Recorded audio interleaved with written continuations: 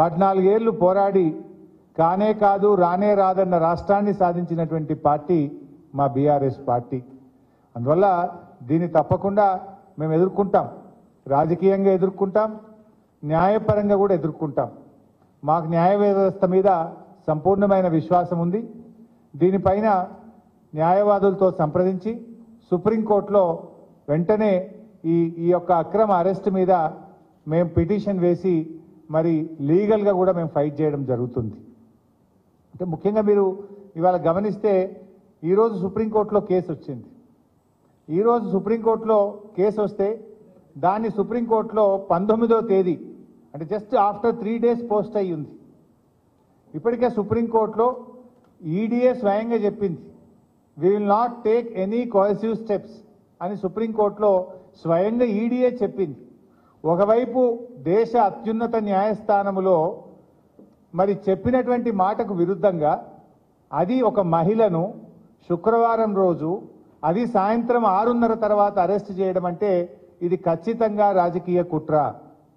ఇది రాజకీయంగా ఎన్నికల ముందు రేపు నోటిఫికేషన్ వస్తుందంటే ఇవాళ అరెస్ట్ చేయడం అనేటువంటిది మా పార్టీని దెబ్బతీయాలని ఒక పథకం ప్రకారంగా ఒక కుట్రతో చేస్తూ ఉన్నారు. 19వ తేదీ కోర్టులో కేసులో ఉంది కదా, ఏమంత అర్జెంట్ వచ్చింది ఇవాళని అరెస్ట్ చేయాలని? కోర్టులో ఈ కేసు ఫుల్ మ్యాటర్ని ఎగ్జామిన్ చేస్తూ ఉన్నారు. మహిళల్ని ఈడీ అరెస్ట్ చేయొచ్చా చేయరాదా? ఇది మమతా బెనర్జీ వెస్ట్ బెంగాల్ ముఖ్యమంత్రి గారి కుటుంబ సభ్యురాలిపైన, నళిని చిదంబరం గారిపైన, కవిత గారిపైన ఈ అన్ని కేసులు కలిపి సుప్రీంకోర్టు ఒకవైపు వింటా ఉంది.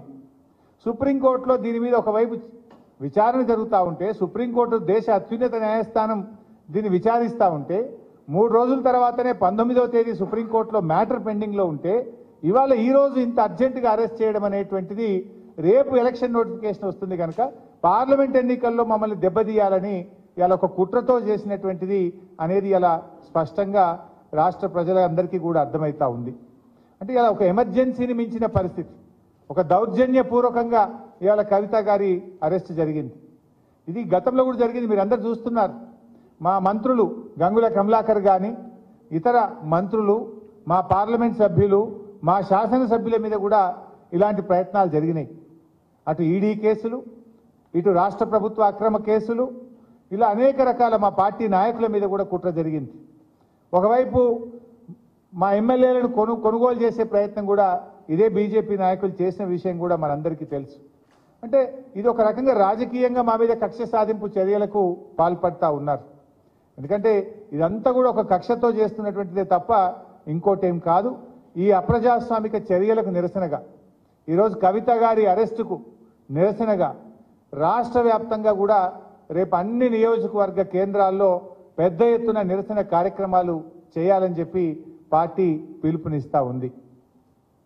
ఎందుకంటే ఈరోజు ఈ అరెస్ట్ అనేది కేవలం రాజకీయంగా ప్రేరేపితమైంది. 1 సంవత్సరంన్నర కింద కవిత గారిని విట్నెస్ కింద నోటీస్ ఇచ్చారు. ఏడాదిని అర్థం తర్వాత ఇవాళ అక్యూజ్డ్ కింద మేము అరెస్ట్ చేస్తున్నామంటారు. అంటే ఏడాదిని అర్థం ఏం చేసిండ్రు మరి మీరు? ఈ 1.5 year నుంచి ఏం చేసిండ్రు? రేపు పార్లమెంట్ ఎన్నికల నోటిఫికేషన్ వస్తే ఇవాళ అరెస్ట్ చేయడం అనేటువంటిది ఇది పూర్తిగా రాజకీయ దురుద్దేశంతో ఒక కుట్రతో చేసినటువంటిదే తప్ప ఇంకోటేమీ కాదు.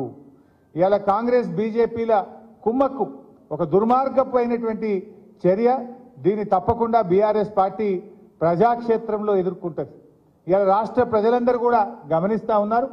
ఈ కుట్రలకు రేపు ప్రజాక్షేత్రంలో బీజేపీ కాంగ్రెస్లకు శిక్ష తప్పదని కూడా నేను ఈ సందర్భంగా హెచ్చరిస్తూ ఉన్నాం.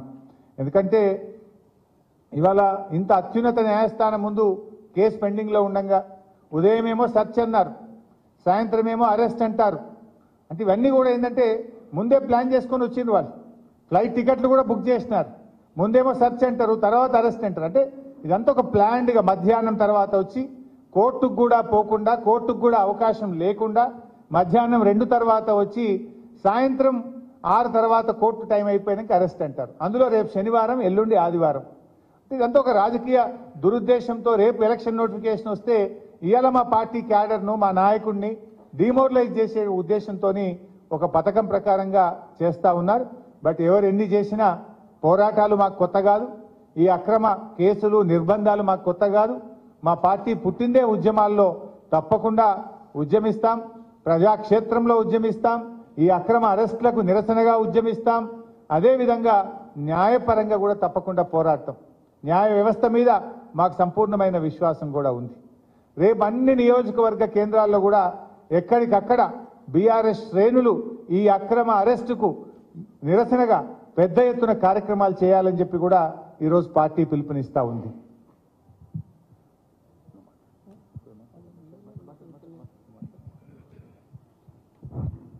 మిత్రులకు నమస్కారం.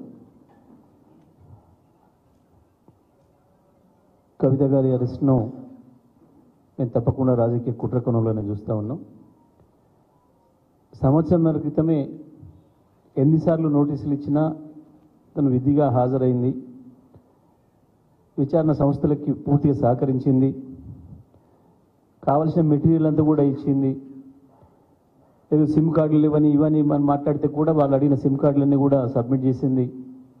ఆ రోజే స్పష్టంగా ఈమె నిందితురాలు కాదు అనుకున్నాం, కానీ ఈమె సాక్ష్యానికి ఉపయోగపడుతుంది అని చెప్పి పంపించిన వాళ్ళు సంవత్సరంన్నర తర్వాత ఇవాళ హడావుడిగా అరెస్ట్ చేయడం అని అంటే, మోసపూరితమైన అరెస్ట్ చేయడం అంటే, ఢిల్లీ నుంచి వచ్చేటప్పుడే కవిత గారికి కూడా కావాల్సిన టికెట్లు బుక్ చేసుకొని వచ్చినప్పుడేమో మొదలు సెర్చ్ చేస్తూ ఉన్నాం, ఏదైనా మెటీరియల్ ఉందని చూసిపోతామని చెప్పి, మేము ఇంకొక 20 నిమిషాల్లో వెళ్ళిపోతున్నామని చెప్పి, ఆ తర్వాత మాకు ఉన్నతాధికారుల నుంచి ఆదేశాలు వచ్చినాయి, మేము అరెస్ట్ చేయాల్సిందే అని చెప్పి దౌర్జన్యంగా తీసుకుపోవడం అనేది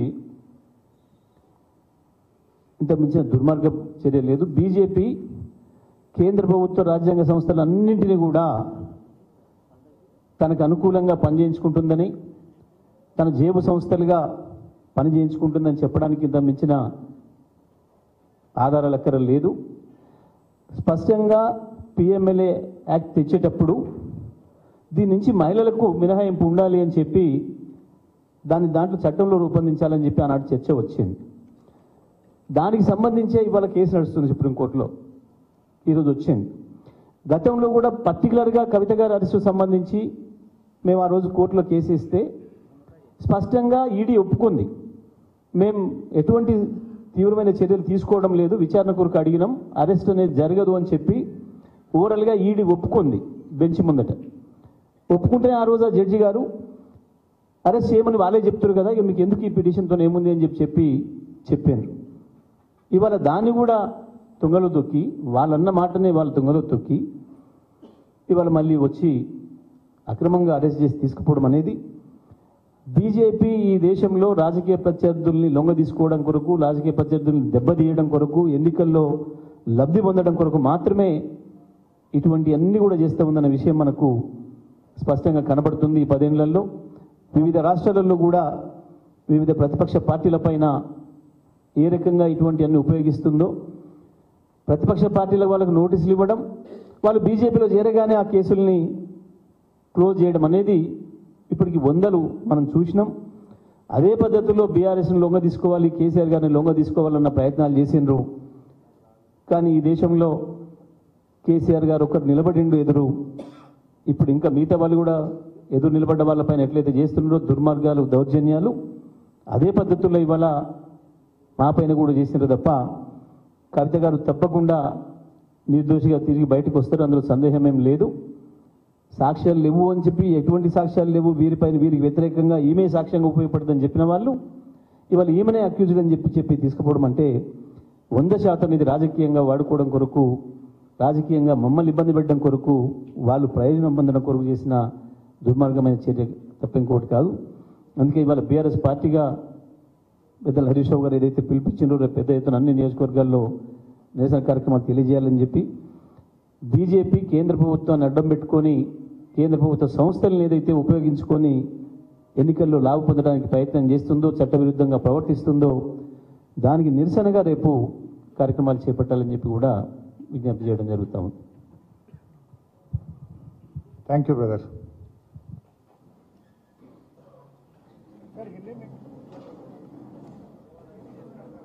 మేము తప్పకుండా మా రాజకీయ పందాలో ఉంటే మీకు పక్కా పొలిటికల్ పార్టీ అని నేను చెప్పినాను. ఉద్యమ పార్టీ అని చెప్పలేదు. I'm on record. భారతదేశంలోనే తలమానికంగా ఉన్నటువంటి రాష్ట్రం తెలంగాణ. మా కామెంట్స్ కావు. నీతి ఆయోగ్ అండ్ పార్లమెంట్లో వివిధ రకాల కేంద్ర మంత్రులు లిఖితపూర్వకంగా ఇచ్చిన సమాధానాలలో we're number 1 in so many things అండి. చాంతాడంత లిస్ట్ ఉంది. ప్రతి ఇంటికి నల్లా పెట్టి నీళ్ళు ఇచ్చినటువంటి ఒకే ఒక్క ప్రభుత్వం ఇండియాలో తెలంగాణ. సంక్షేమంలో నంబర్ 1 తెలంగాణ. ఇచ్చిన మాట నిలబెట్టుకోవడంలో తెలంగాణ. విద్యుత్ వినియోగంలో నంబర్ 1 తెలంగాణ. ఐటీ ఎదుగుదలలో నంబర్ 1 తెలంగాణ. ఇట్లా చెప్పుకుంటూ పోతే ఎన్నో ఉన్నాయి. వీటన్నిటిని చూసి తప్పకుండా ప్రజలు మమ్మల్ని గుర్తిస్తారు.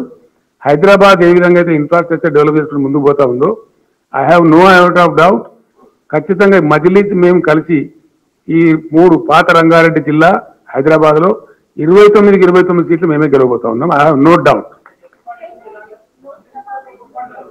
My list says everything.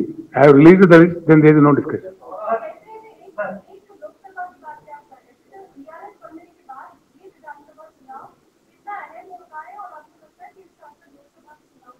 बिल्कुल पड़ेगा, क्यों नहीं पड़ेगा?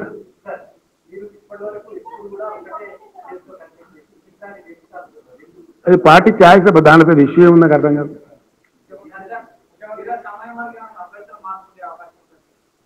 పరిస్థితిని బట్టి ఉంటుంది కదా బ్రదర్. అది మా పార్టీలో మీరు ఎక్స్పెక్ట్ చేసే అసంతృప్తి, యుద్ధాలు, ముష్టిఘాతాలు ఉండేవి తక్కువ ఉంటుంది. మాది బాగా హైలీ డిసిప్లిన్ పార్టీ.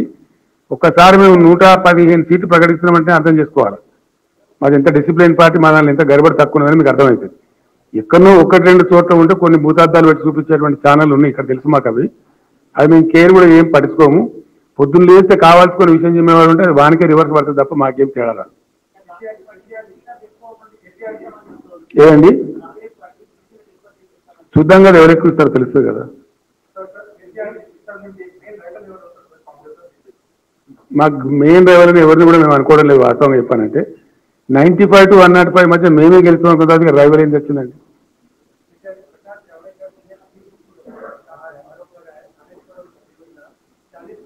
वो कब तक बोलते रहेंगे भाई? उनको पागल समझते हम, उनको तो बिल्कुल पागल समझते हैं. कितने बार बोलेंगे वो? हरीश भाई ने रिकॉर्ड लगा, कितने बार बोलते भाई? कोई काम नहीं है क्या प्रकाश जावड़ेकर को?